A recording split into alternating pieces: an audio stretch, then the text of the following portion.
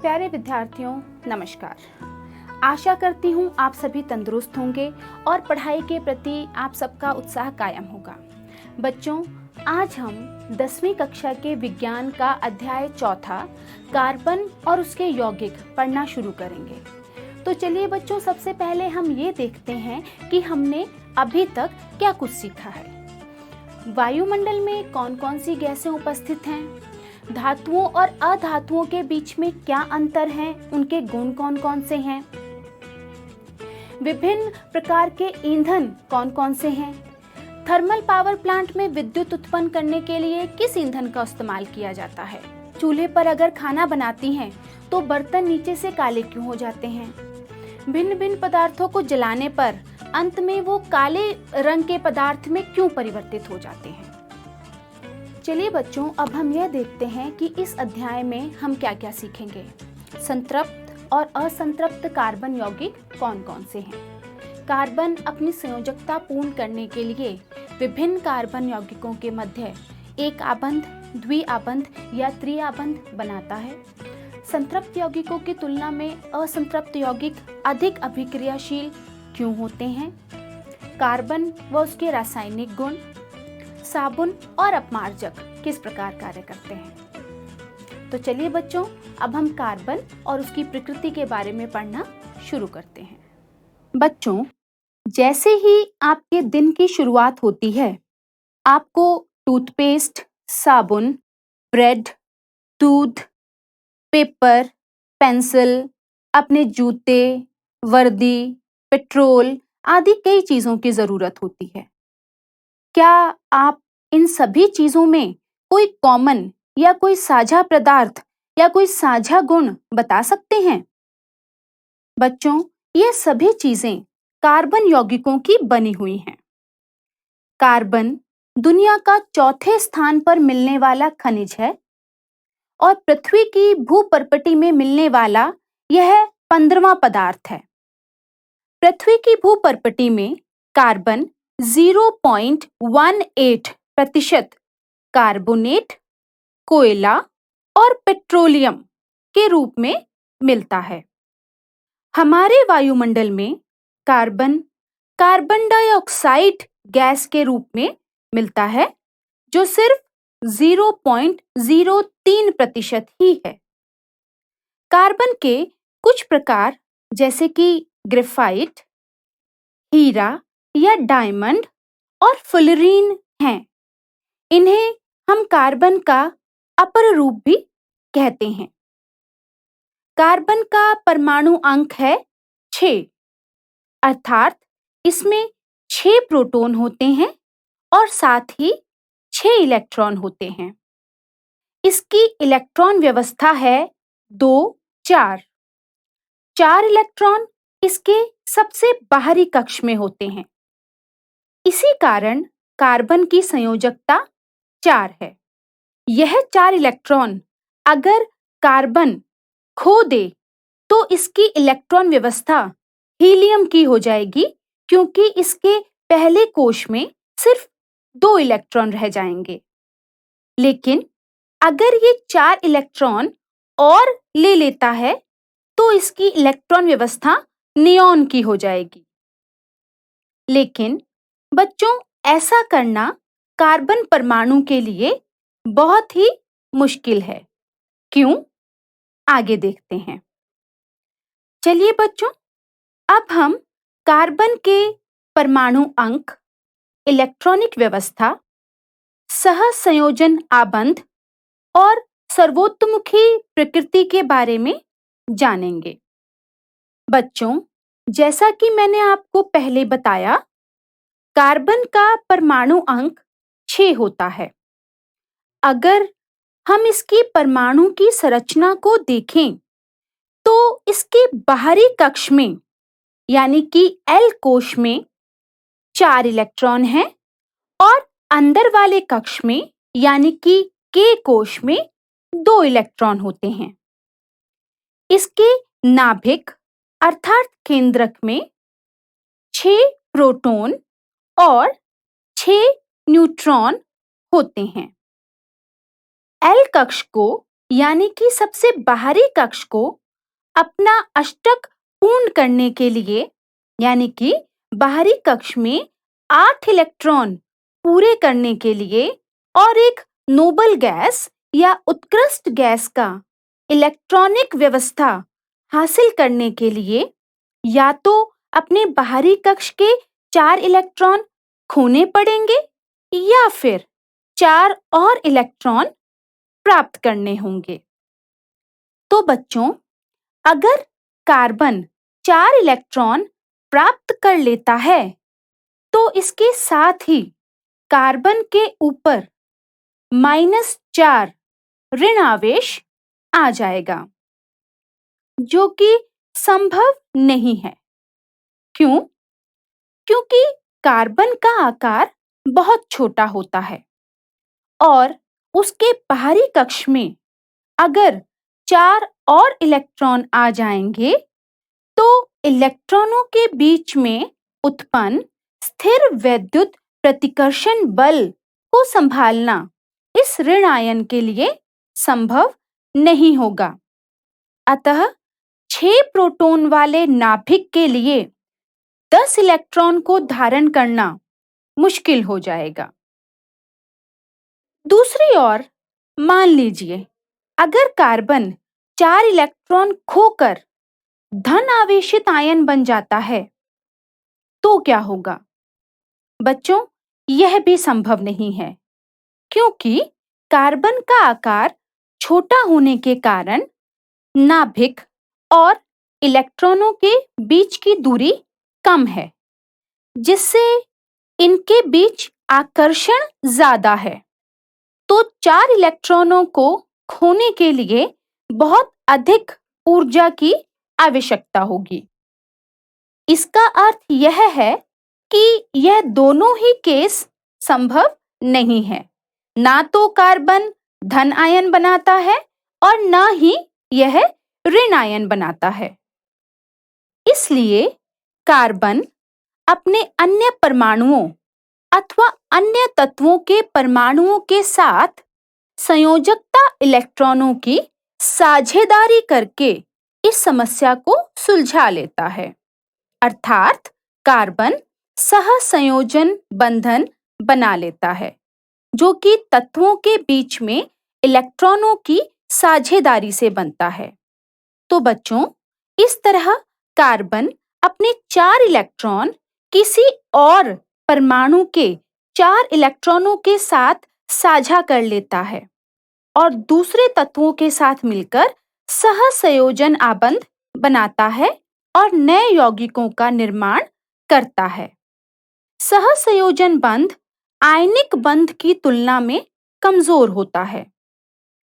इसी कारण कार्बन के यौगिकों का गलनांक और क्वथनांक आयनिक यौगिकों से कम है। कार्बन की एक और अनोखी योग्यता भी है, जिसके साथ वह कार्बन के ही और परमाणुओं से मिलकर लंबे या बड़े अणुओं की संरचना करता है। इसको हम श्रृंखलन कहते हैं। श्रृंखलन शाखाओं और वलय के रूप में हो सकता है। इसके साथ ही कार्बन के परमाणु एक, द्वि या त्रि आबंध से जुड़े हो सकते हैं। यदि कार्बन के यौगिकों के मध्य कार्बन परमाणुओं के बीच केवल एक आबंध होता है तो इस प्रकार के यौगिक संतृप्त यौगिक कहलाते हैं। और यदि कार्बन यौगिकों के मध्य कार्बन कार्बन के बीच में यदि द्वि या त्रि आबंध होते हैं तो इस प्रकार के यौगिकों को हम असंतृप्त यौगिक कहते हैं। चलिए बच्चों, अब हम श्रृंखलाएं, शाखाएं व वलय के बारे में जानेंगे।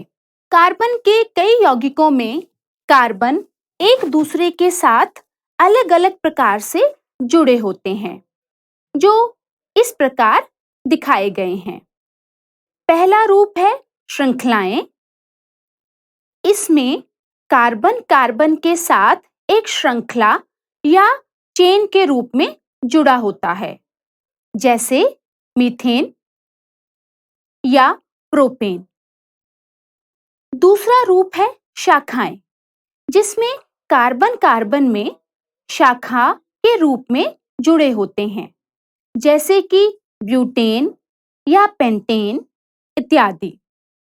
इसी तरीके से कार्बन वलय के रूप में भी, यानी कि एक रिंग के रूप में भी आपस में जुड़े होते हैं, जिसका उदाहरण है बेंजीन। तो इस प्रकार से कार्बन अलग अलग रूपों में एक दूसरे से जुड़कर नए नए यौगिक बनाते हैं। चलिए बच्चों, अब हम संतृप्त और असंतृप्त यौगिकों के बारे में जानना शुरू करते हैं। बच्चों, हमने मीथेन की संरचना समझ ली है। अब हम एथेन, एथीन और इथाइन के बारे में जानेंगे। C2H6 सूत्र के साथ बनने वाला यौगिक कार्बन और हाइड्रोजन से बना है। एक सरल कार्बन यौगिक की संरचना प्राप्त करने के लिए सबसे पहले कार्बन के परमाणुओं को एक आबंध के द्वारा आपस में जोड़ा जाता है तथा फिर कार्बन की शेष संयोजकता को संतुष्ट करने के लिए, अर्थात कार्बन की संयोजकता को पूरा करने के लिए हाइड्रोजन के परमाणुओं का उपयोग करते हैं। कार्बन और हाइड्रोजन के एक और यौगिक का सूत्र है C2H4। इसे हम एथीन कहते हैं। इसमें प्रत्येक कार्बन 2 हाइड्रोजन परमाणुओं से जुड़ा होता है, लेकिन प्रत्येक कार्बन परमाणु की संयोजकता अभी भी अपूर्ण है। इसे तभी पूर्ण किया जा सकता है जब 2 कार्बन के बीच द्विआबंध हो। कार्बन और हाइड्रोजन के एक और यौगिक का सूत्र है C2H2। इसका नाम है एथाइन। कार्बन के परमाणुओं की संयोजकता पूर्ण करने के लिए यहाँ कार्बन के दोनों परमाणुओं के बीच में त्रिआबंध जरूरी है। तो बच्चों, कार्बन के ऐसे यौगिक जहां कार्बन परमाणुओं के बीच में केवल एक आबंध होता है, उन्हें संतृप्त यौगिक कहा जाता है, जैसे कि एथेन। लेकिन जहां कार्बन परमाणुओं के बीच में द्विआबंध या त्रिआबंध होते हैं, उन्हें असंतृप्त यौगिक कहा जाता है, जैसे कि एथीन या एथाइन। असंतृप्त यौगिक संतृप्त यौगिकों की तुलना में ज्यादा अभिक्रियाशील होते हैं, क्योंकि कार्बन कार्बन के बीच के बंध निकलकर कोई और भी परमाणु यहाँ पर आसानी से जुड़ सकता है। अब हम कार्बन यौगिकों के रासायनिक गुणों के बारे में जानेंगे। बच्चों, हम ज्यादातर जो ईंधन इस्तेमाल करते हैं, जैसे कि कोयला, petrol, CNG, compressed natural gas या LPG, लिक्विफाइड पेट्रोलियम गैस, यह सभी या तो कार्बन है या उसके यौगिक हैं। आइए अब हम कुछ कार्बन यौगिकों के रासायनिक गुणों के बारे में जानें। कार्बन अपने सभी रूपों में ऑक्सीजन के साथ जलकर कार्बन डाइऑक्साइड, उसके साथ ताप, ऊर्जा और प्रकाश देता है। अधिकतर कार्बन यौगिक जलने से बड़ी मात्रा में ताप, ऊर्जा और प्रकाश उत्पन्न करते हैं। बच्चों, चलिए इसे समझने के लिए हम एक क्रिया करते हैं। एक चम्मच में थोड़ी सी मात्रा में कार्बन यौगिक, जैसे कि कैम्फर या कपूर लीजिए एक दूसरे चम्मच में अल्कोहल लें। अब इन्हें एक एक करके जलाएं। उत्पन्न हुई ज्वाला को जरा ध्यान से देखें कि किसको जलाने से धुआं उत्पन्न होता है। अब ज्वाला के ऊपर धातु की एक तश्तरी रखें। देखिए, पहले कैम्फर को जलाने के बाद तश्तरी के ऊपर कजली या काली परत जम जाएगी। क्यों? क्योंकि बच्चों, असंतृप्त कार्बन यौगिक ज्यादातर काले धुएं वाली ज्वाला उत्पन्न करते हैं। लेकिन अल्कोहल के केस में तश्तरी के ऊपर कुछ नहीं जमा, कोई काला पदार्थ नहीं बना। ऐसा इसलिए हुआ क्योंकि अल्कोहल एक संतृप्त यौगिक है और संतृप्त यौगिक सामान्य रूप में साफ ज्वाला के साथ जलते हैं। चलिए, इसे समझने के लिए हम एक और क्रिया करते हैं। एक बर्नर लीजिए और इसे जलाइए। भिन्न भिन्न प्रकार की ज्वाला या धुआं उत्पन्न करने के लिए यहाँ पर वायु की मात्रा को घटाइए और बढ़ाइए। आप देखेंगे कि वायु की मात्रा घटाने और बढ़ाने से संतृप्त हाइड्रोकार्बन से भी काली या कजली ज्वाला निकलेगी। बच्चों में घरों में इस्तेमाल किए जाने वाली गैस या मिट्टी के तेल के स्टोव में भी वायु के आने जाने के लिए छेद होते हैं ताकि भरपूर मात्रा में ऑक्सीजन मिल सके और ऑक्सीजन के मिश्रण के साथ यह गैसें जलकर साफ और नीली ज्वाला उत्पन्न कर सकें। चलिए, अब हम कार्बन यौगिकों के रासायनिक गुणों के बारे में पढ़ेंगे। सबसे पहला गुण हम पढ़ते हैं ऑक्सीकरण या ऑक्सीडेशन। कार्बन यौगिक जैसे कि अल्कोहल, क्षारीय पोटेशियम परमैंगनेट या अम्लीकृत पोटेशियम डाइक्रोमेट की उपस्थिति में कार्बोक्सिलिक अम्ल में बदल जाते हैं। अब यहाँ पर यह अभिक्रिया इस प्रकार होती है। CH3CH2OH अल्कोहल है। यह क्षारीय पोटेशियम परमैंगनेट यानी कि KMnO4 या अम्लीकृत पोटेशियम डाइक्रोमेट K2Cr2O7 की उपस्थिति में कार्बोक्सिलिक अम्ल यानी कि CH3COOH देता है। यहाँ पर अल्कोहल में ऑक्सीजन जुड़ गई और उसका ऑक्सीकरण हुआ और वह कार्बोक्सिलिक अम्ल में परिवर्तित हो गया। जो पदार्थ दूसरे पदार्थों को ऑक्सीजन देने की क्षमता रखते हैं, उन्हें ऑक्सीकारक कहा जाता है और यहाँ पर क्षारीय पोटेशियम परमैंगनेट या अम्लीकृत पोटेशियम डाइक्रोमेट ऑक्सीकारक के रूप में कार्य करते हैं। दूसरी अभिक्रिया है संकलन अभिक्रिया। पैलेडियम या निकल उत्प्रेरक की उपस्थिति में असंतृप्त हाइड्रोकार्बन हाइड्रोजन जुड़कर संतृप्त हाइड्रोकार्बन्स में बदल जाते हैं, जैसे कि इस अभिक्रिया में हो रहा है।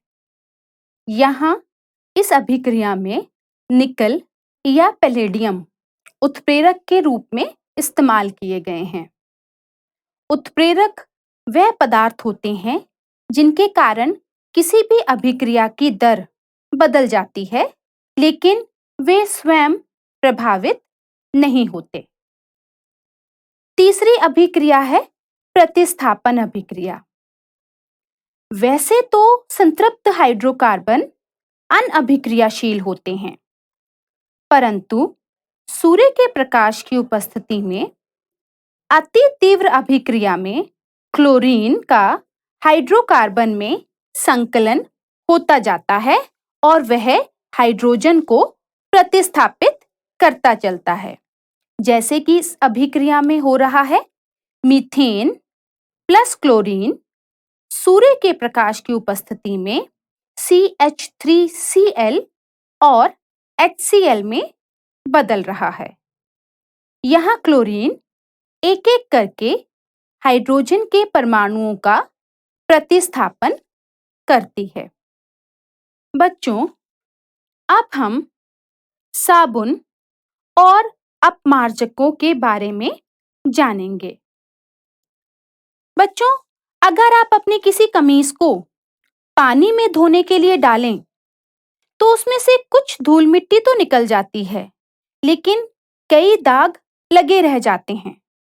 ये दाग धब्बे केवल पानी में डालने से साफ नहीं होते, क्योंकि ये तेल या चिकनाई के हो सकते हैं, जिन्हें हम सिर्फ पानी से नहीं हटा सकते।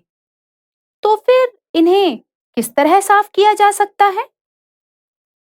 आपने देखा ही होगा, कपड़ों को अच्छी तरह साफ करने के लिए हम साबुन या अपमार्जकों का इस्तेमाल करते हैं।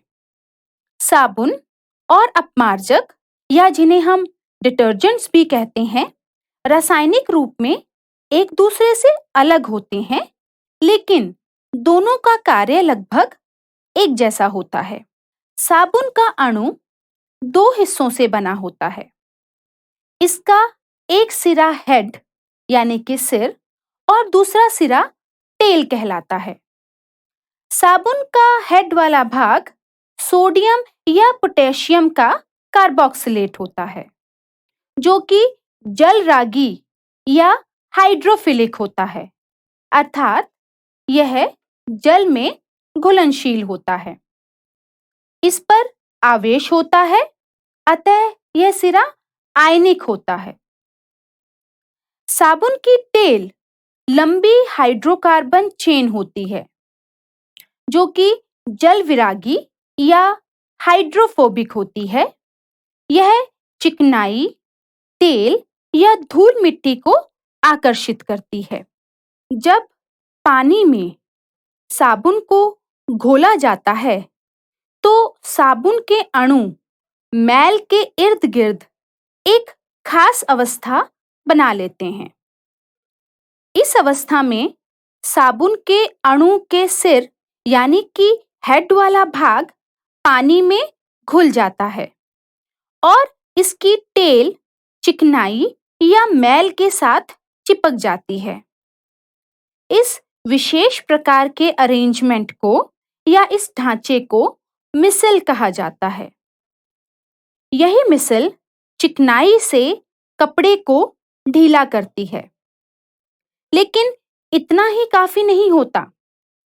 चिकनाई को कपड़ों से पूर्ण रूप से अलग करने के लिए हमें उसे यांत्रिक रूप से थोड़ा सा रगड़ना होता है। इसके लिए हम अपने हाथों से कपड़ों को रगड़ते हैं या मशीन में डालते हैं। वॉशिंग मशीन में भी कपड़े यांत्रिक रूप से रगड़े जाते हैं। तो बच्चों, इस तरह साबुन और डिटर्जेंट मिलकर कपड़ों से मैल को अलग करते हैं और पानी से साफ करने के बाद मैल और ग्रीस कपड़ों से अलग हो जाती है और कपड़े साफ हो जाते हैं। बच्चों, अब हम समजातीय श्रेणी या होमोलोगस सीरीज के बारे में जानेंगे। आप देख ही सकते हैं कि किसी हाइड्रोजन परमाणु को अल्कोहल परमाणु के साथ विस्थापित किया जा सकता है, लेकिन ऐसा करने पर कार्बन यौगिकों के गुण भी प्रभावित होते हैं। चाहे कार्बन की यह लड़ी कितनी भी बड़ी हो, यानी कि इसकी लंबाई कुछ भी हो। उदाहरण के लिए जैसे मेथनॉल, एथेनॉल, प्रोपेनॉल या ब्यूटेनॉल। इन सभी के रासायनिक गुणों में बहुत समानता है। इसलिए यौगिकों की ऐसी श्रेणी जिसमें कार्बन श्रेणी में स्थित हाइड्रोजन एक ही प्रकार का प्रकार्यात्मक समूह, जिसे फंक्शनल ग्रुप भी कहा जाता है, को प्रतिस्थापित करता है। उसे हम समजातीय श्रेणी या होमोलोगस सीरीज भी कहते हैं। अगर हम क्रमवार मीथेन, इथेन, प्रोपेन, ब्यूटेन और पेंटेन इन सभी के रासायनिक सूत्रों को देखें तो यह भी एक CH2 इकाई के साथ अंतर दिखाते हैं। तो यह भी होमोलोगस सीरीज का ही उदाहरण है। तो होमोलोगस सीरीज के यौगिकों के मध्य CH2 इकाई का अंतर होता है। चलिए बच्चों, अब हम इस अध्याय को दोहराते हैं। देखते हैं हमने क्या क्या पढ़ा। सबसे पहले कार्बन के सबसे बाहरी कक्ष में 4 इलेक्ट्रॉन होते हैं, अर्थात कार्बन की संयोजकता 4 है। कार्बन अन्य तत्वों के साथ सहसंयोजक बंध बनाता है। कार्बन के यौगिक बनने में निम्नलिखित कारक जिम्मेदार हैं। पहला श्रृंखलन और दूसरा उसकी चतुर्संयोजकता। ऐसी श्रृंखला जिसमें कार्बन श्रृंखला में स्थित हाइड्रोजन को एक ही प्रकार का प्रकार्यात्मक समूह प्रतिस्थापित करता है, उसे समजातीय श्रेणी कहा जाता है। कार्बन के यौगिक जलने से बड़ी मात्रा में ताप ऊर्जा और प्रकाश उत्पन्न करते हैं। संतृप्त हाइड्रोकार्बन जलते हुए साफ ज्वाला उत्पन्न करते हैं, लेकिन असंतृप्त हाइड्रोकार्बन जलने पर काले धुएं वाली ज्वाला उत्पन्न करते हैं।